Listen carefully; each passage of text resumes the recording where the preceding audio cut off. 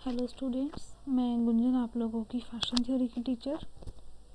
Last video में हम लोगों ने 1800 से 1830 तक के कॉस्ट्यूम्स पढ़े थे, यानी कि हमारी 19th सेंचुरी ये चल रही है। ठीक है, आज हम पढ़ेंगे 1830 से 1865 तक के कॉस्ट्यूम, 1830 से 1865 तक के कॉस्ट्यूम्स। ठीक है, तो स्टार्ट करते हैं। सबसे पहले मेंस ड्रेस।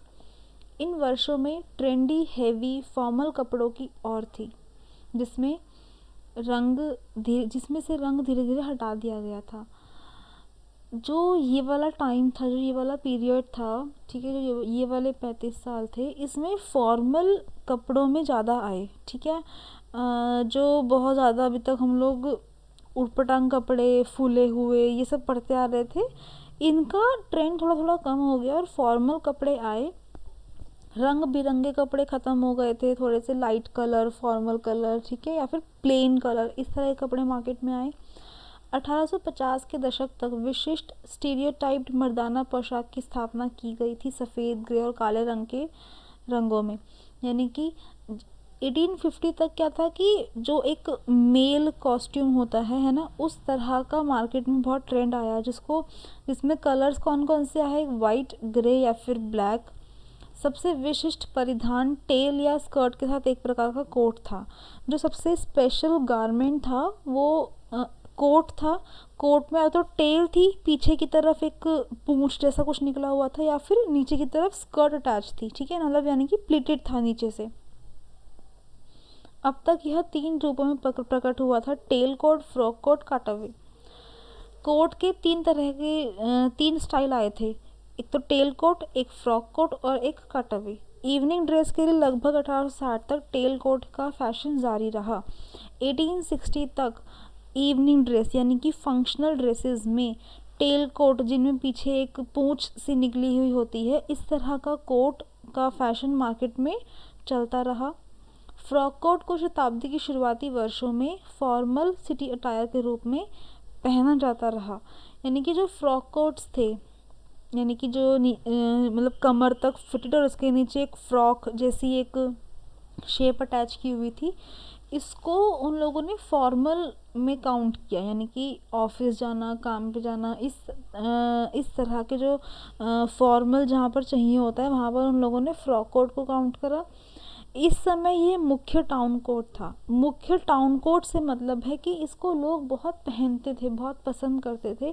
इसकी पूरी स्कर्ट घुटने तक थी और पीछे एक वेंट था। जो इसकी स्कर्ट थी, इसमें लेंथ नी तक थी और पीछे एक वेंट का मतलब है कि पीछे एक छोटी सी पट्टी अटैच थी, ठीक है, स्टाइल के लिए। स्कर्ट कमर पर सिला हुआ था, यानी कि कमर तक फिट, और इसके नीचे स्कर्ट की शेप को सिला हुआ था कोट पर। कोट डबल ब्रेस्टेड था और ज़्यादातर ओपन पहना हुआ था। डबल ब्रेस्टेड आपको लोगों को मैंने पहले ही बताया है। डबल ब्रेस्ट का मतलब है कि बटन्स की 2 लाइन, ठीक है, डबल ब्रेस्टेड था और इसको ओपन पहना हुआ था। जो थर्ड स्टाइल था, कटअवे, कटअवे ने 1850 तक के दशक में टेल कोट को काफ़ी हद तक बदल दिया। 1850 तक तो टेल कोट मार्केट में रहा, जैसे हमने पढ़ा भी है अभी पीछे, यहाँ पर लिखा है कि 1860 तक टेल कोट रहे फैशन में। ठीक है, 1850 के बाद टेल कोट में काफ़ी चेंज आया। यह फॉर्मल ओकेजन से ज़्यादा युवा पुरुषों के लिए पॉपुलर हुआ। इसको ओकेजन पे तो पहनते ही थे, लेकिन उससे ज़्यादा इस कोट को यंगस्टर्स ने बहुत अपनाया। ठीक है, यह सिंगल ब्रेस्टेड था।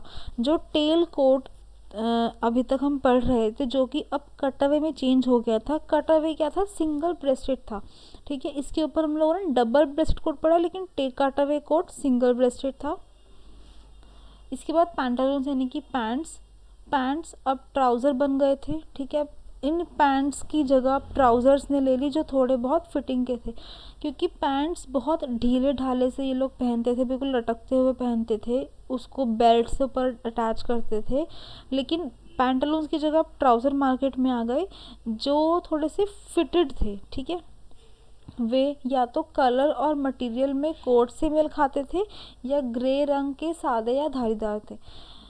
या तो जो कोट जिस कलर का पहना हुआ था उस कलर से मैचिंग का पैंट पहनते थे, मैचिंग का ट्राउज़र पहनते थे, या फिर अगर मैचिंग का ट्राउज़र नहीं है तो वो ग्रे कलर के सिंपल ट्राउज़र होते थे, या फिर उनके ऊपर बस एक लाइंस बनी हुई थी ऐसे सीधी सीधी। वेस्ट कोट आमतौर पर हल्के रंग या सफ़ेद रंग का होता था। जो ये वेस्ट कोट थे जो कोट के अंदर पहनते थे वो या तो लाइट कलर का होता था या फिर वाइट कलर का होता था। ठीक है, आगे आता है आपका वुमेन्स ड्रेस। स्त्री पोशाक में सिलवट में, शैली में, रंग में, कपड़े और सजावट में बदलाव पुरुषों की तुलना में अधिक तेजी और चिन्हित था। जो फीमेल कॉस्ट्यूम्स थे इसमें चेंजेस बहुत जल्दी जल्दी हो रहे थे। ठीक है, आज के टाइम पर फीमेल कॉस्ट्यूम में चेंजेस बहुत जल्दी जल्दी होते हैं in comparison to men's dresses. ठीक है, तो उस समय भी स्त्री पोशाक की सिलवट में चेंजेस बहुत जल्दी जल्दी हो रहे थे पुरुषों की तुलना में। 1830 के और 1860 के दशक की पोशाक के बीच काफ़ी अंतर है। जो 1830 के कॉस्ट्यूम थे और जो 1860 के कॉस्ट्यूम थे उन दोनों में बहुत डिफरेंस है। ठीक है, 30 साल में ही फीमेल कॉस्ट्यूम में काफ़ी चेंज आ गया था, जबकि इससे पहले जो हम अभी तक पढ़ते आ रहे थे हम पूरी पूरी एक सदी में एक ही गारमेंट पढ़ रहे हैं, लेकिन जैसे जैसे टाइम बढ़ा चेंजेस बहुत जल्दी जल्दी होते गए। 1850 के दशक की पोशाक पर प्रतिध्वनिक कॉर्सेट और क्रिनोलिन स्कर्ट का प्रभुत्व था जो इसका सेंटर फोकस था। 1850 का जो दशक था, जो ये 10 साल थे, इस टाइम पर ड्रेसेस में कोर्सेट बहुत पहना उन लोगों ने, और क्रिनोलाइन स्कर्ट यानी कि जो नीचे फ्रेम होता है, फ्रेम को क्रिनोलाइन स्कर्ट बोलते हैं, उस फ्रेम को बहुत ज़्यादा उसको बहुत फोकस में रखा। इस दशक के दौरान इस स्कर्ट का गोलाकार रूप अकस्मात बढ़ा। इस दशक में जो ये स्कर्ट थी ये और ज़्यादा राउंड हो गई, एकदम से ही महिलाओं ने इसको बहुत ज़्यादा ही राउंड, बहुत ज़्यादा फूला हुआ पहनना शुरू कर दिया। गाउन की चोली को फिट और प्लेन किया गया था, जो एक छोटे कॉलर द्वारा तैयार हाई नेकलाइन को सेंटर फ्रंट में बटन किया गया था। गाउन की जो ये चोली थी, ठीक है, ये प्लेन थी और बिल्कुल बैंड कॉलर जैसे होता है हमारा, ऊपर तक गला और उसके ऊपर बैंड कॉलर। ठीक है, बैंड कॉलर टाइप का कॉलर था इसमें, और सेंटर फ्रंट में बटन यानी कि आगे की तरफ इसमें बटन लगे हुए थे। पैगोडा आस्तीन नीचे फुल फैशन में थे।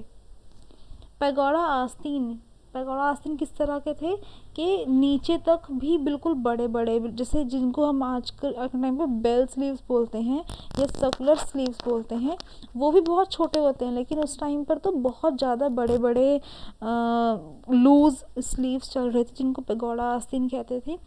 दशक के अंत में एनिलाइन डाइज पेश किए गए थे और कपड़े बड़े पैमाने पर विविध थे। इस दशक के अंत में ना डाइज, एनिलाइन डाइज यानी कि कुछ केमिकल वाले डाइज मार्केट में आए, उनका इनोवेशन हुआ, जिसकी वजह से कपड़ों पे बहुत ज़्यादा डिफरेंसेस आए। ठीक है, कपड़ों में कलर्स की वजह से बहुत ज़्यादा चेंजेस आए। इसके विपरीत इवनिंग गाउन में लो, ब्रॉड, ऑफ शोल्डर नेकलाइन और छोटे पफ वाले स्लीव्स थे। इसके अलावा और क्या था कि जो इवनिंग गाउन थे, जो पार्टी वेयर गाउन थे, ठीक है, उनमें नेक, जैसे हम लोगों ने डे वेयर में पढ़ा कि नेकलाइन बिल्कुल ऊपर तक थे, लेकिन इवनिंग गाउन में नेकलाइन बहुत लो यानी कि डीप थे, ब्रॉड बहुत चौड़े चौड़े थे, और ऑफ शोल्डर नेकलाइन थे, यानी कि आप लोगों को पता ही है कि ऑफ शोल्डर क्या होता है, कि उसमें शोल्डर्स नहीं होते। ठीक है, और छोटे पफ वाले स्लीव्स थे। अब डे गाउन में तो हमने पढ़ा कि स्लीव्स बहुत ज़्यादा बड़े थे, ठीक है, फुल थे, लेकिन इवनिंग गाउन में हम क्या पढ़ रहे हैं कि छोटे पफ वाले स्लीव्स थे, छोटे छोटे पफ बने हुए थे बस स्लीव में। आदकुतुर स्तर पर 1859 में 100 स्कर्ट फ्लाउंसेस के साथ डिज़ाइन किए गए एक सफ़ेद साटिन के एक बॉल गाउन में फ्रांस की महारानी यूजनी दिखाई दी। जो फ्रांस की महारानी थी, ये फ्रेंच, इसमें वर्ड गलत लिखा हुआ है, ये फ्रांस है, यहाँ पर आगरंडा आएगा।